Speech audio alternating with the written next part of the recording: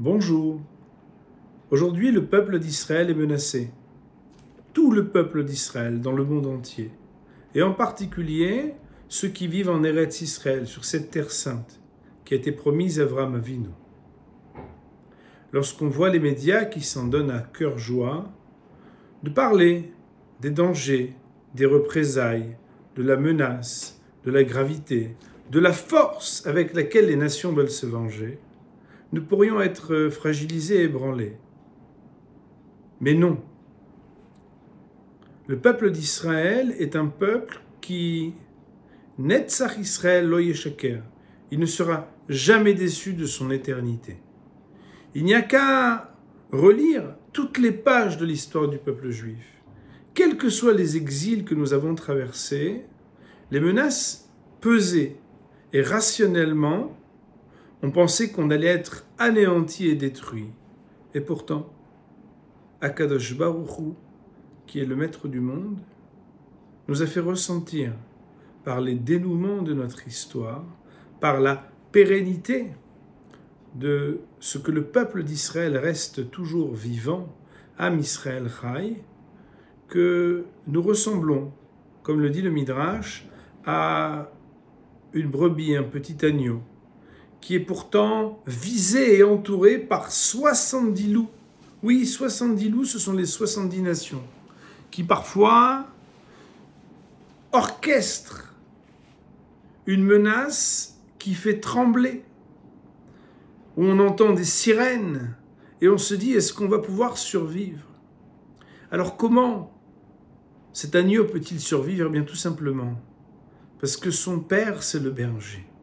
Parce que c'est celui qui sait chasser les loups et qui d'ailleurs leur donne lui-même la vie et donc décrète leur mort, que ce soit quand un hélicoptère va s'écraser ou quand quelqu'un qui peut être soi-disant une des personnes les plus protégées du monde et que si à Kadosh Baruch Hu, Dieu décide que cette personne quitte ce monde subitement sans que personne ne puisse le protéger, eh bien nous le voyons. C'est la main d'Hachem.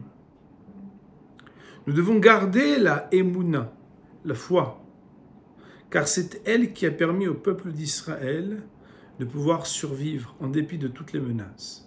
Cette période, entre le 17 Tammuz et le 9 Av, s'appelle Ben Hametzarim. Ben Hametzarim, littéralement, ça veut dire dans un chemin étroit. Nos maîtres vont nous dire que cette expression qui est prise du livre des Lamentations de Jérémie est d'abord traduite par un endroit étroit où, vous savez, lorsqu'on a par exemple deux petits murets et qu'on passe entre les deux, c'est tellement difficile de passer que celui qui vient de l'autre côté, s'il veut nous attraper, impossible de s'échapper. Et nos maîtres vont dire dans le Midrash que ces deux barrières sont le 17 Tammuz et le 9 Av. Nous sommes comme pris au piège. Et en général, ce sont des périodes qui sont fatidiques et tragiques pour le peuple d'Israël, au cours durant lesquelles il faut être très prudent. Oui, mais peut-être ne le savez-vous pas, ou en tout cas, il est bon de le rappeler, qu'à la fin des temps, la date du 17 Tammuz sera un jour de Yom Tov, et la date du 9 Av aussi sera un jour de Yom Tov. Et les 3 semaines qui les séparent, ce sont comme des Chol HaMoed, des demi-fêtes qui seront célébrées. Il y a comme un parfum dans ce que nous entendons de l'éradication et de l'élimination de certains Rechaim, de certains impies, pendant cette période justement de Ben Hametzarim, quelque chose qui nous fait déjà entendre le son d'une délivrance qui s'amorce. Iten Hashem qu'Akadosh Baruch Hu entende nos prières, qu'il nous permette de nous rapprocher les uns des autres pour être bienveillants et soudés dans l'unité, et que très bientôt nous puissions entendre la voix du Libérateur, et que nous gardions cette foi dans la Emouna, Ani Ma'amin Be'emuna Shlema. Nous avons une foi parfaite et intègre, que la délivrance est bientôt arrivée.